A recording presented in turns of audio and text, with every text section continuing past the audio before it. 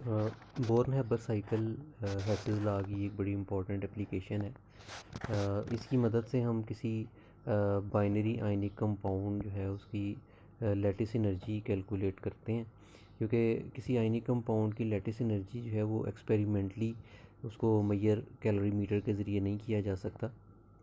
Lattice energy, जैसे कि आपको पता है कि it is defined as the amount of energy released when 1 mole of an ionic solid is formed from the gaseous ions.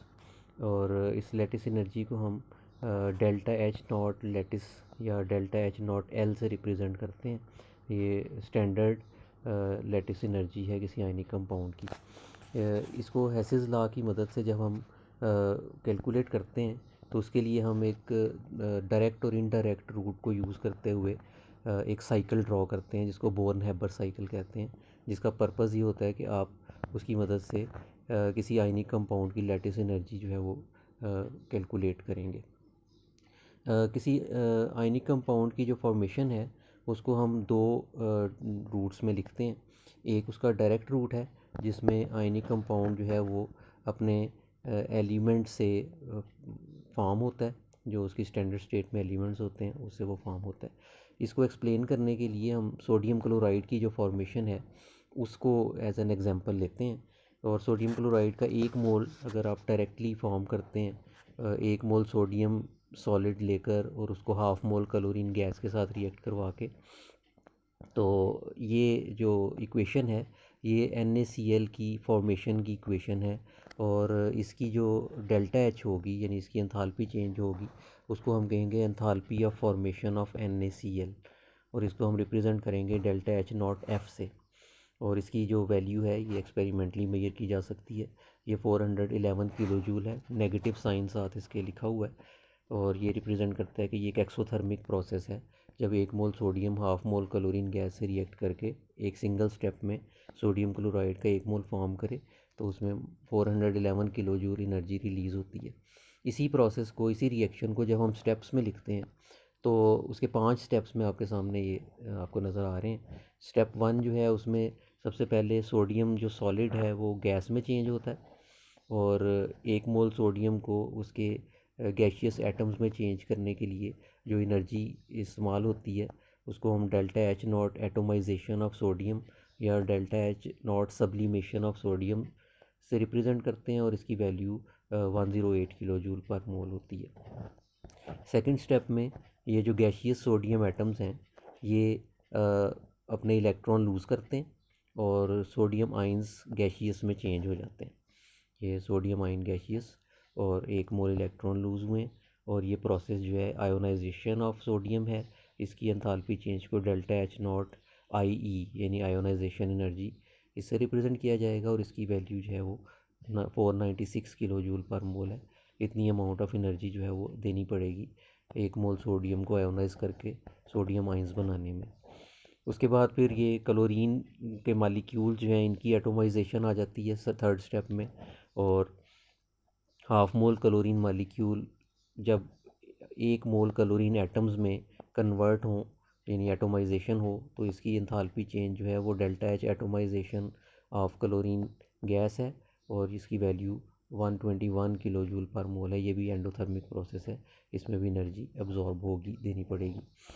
उसके बाद ये क्लोरीन के एटम्स जो फॉर्म हुए हैं ये सोडियम से लूज़ होने वाले इलेक्ट्रॉन्स को अपने अंदर ऐड करेंगे, और इस प्रोसेस को इलेक्ट्रॉन एफिनिटी कहते हैं। जब किसी एटम में इलेक्ट्रॉन ऐड हो और उससे वो एनाइन में, नेगेटिव आयन में चेंज हो जाए, 1 मोल क्लोरीन के एटम जब इलेक्ट्रॉन एब्जॉर्ब करके क्लोराइड आयन फॉर्म करेंगे तो इसकी जो एंथैल्पी चेंज है उसको हम डेल्टा एच नॉट ई यानी इलेक्ट्रॉन एफिनिटी से रिप्रेजेंट करेंगे। ये एक एक्सोथर्मिक प्रोसेस है।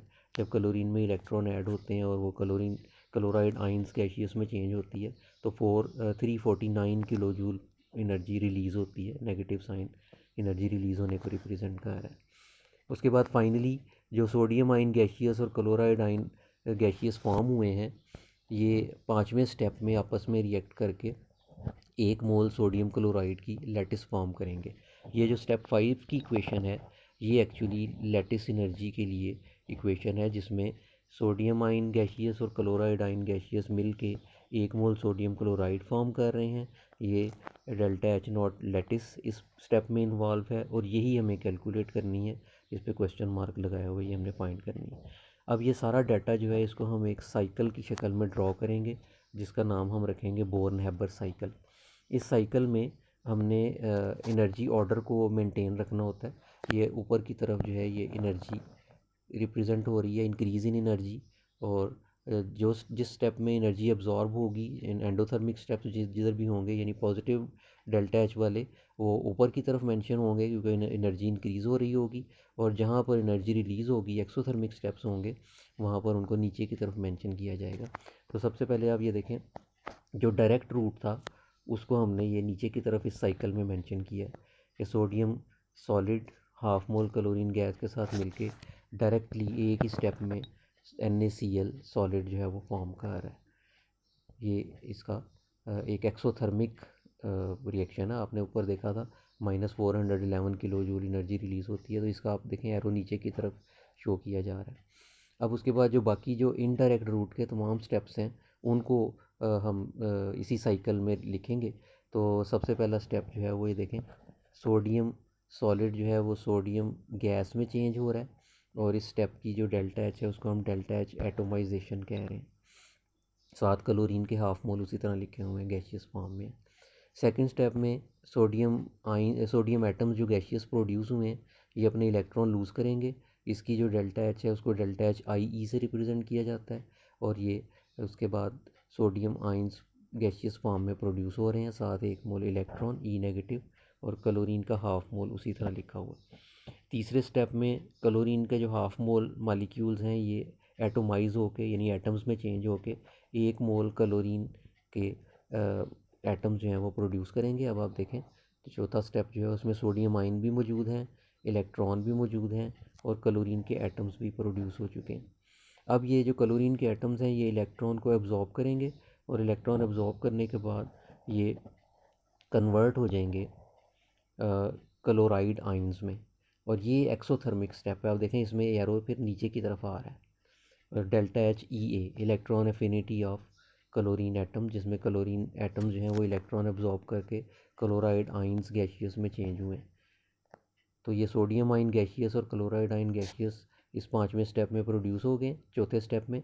और अब पाँचवें स्टेप में ये दोनों आयंस गैशियस आयंस आपस में मिलेंगे, और फाइनली हमें सोडियम क्लोराइड ही प्रोड्यूस होता हुआ नज़र आएगा। ये देखें ये फाइनल एरो जो है ये फिर सोडियम क्लोराइड NaCl सॉलिड पे ही आ रहा है। तो इस तरह ये साइकिल कंप्लीट मुकम्मल हो गया। और ये पांचवा स्टेप जो था जिसमें हमें लैटिस एनर्जी कैलकुलेट करनी थी, जिसके लिए हमने ये सारा बोर्न-हैबर साइकिल ड्रॉ किया, ये हमारा मोस्ट इम्पॉर्टेंट स्टेप है। और इसकी कैलकुलेशन के लिए हम फिर हेसिस लॉ यूज़ करेंगे।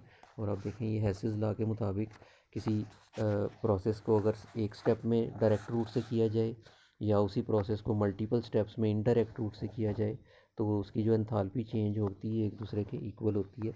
तो इस साइकिल में जो डायरेक्ट स्टेप था उसमें सोडियम क्लोराइड डायरेक्टली अपने एलिमेंट से फॉर्म हो रहा था, उसकी हम डेल्टा H0F से उसको रिप्रेजेंट किया था।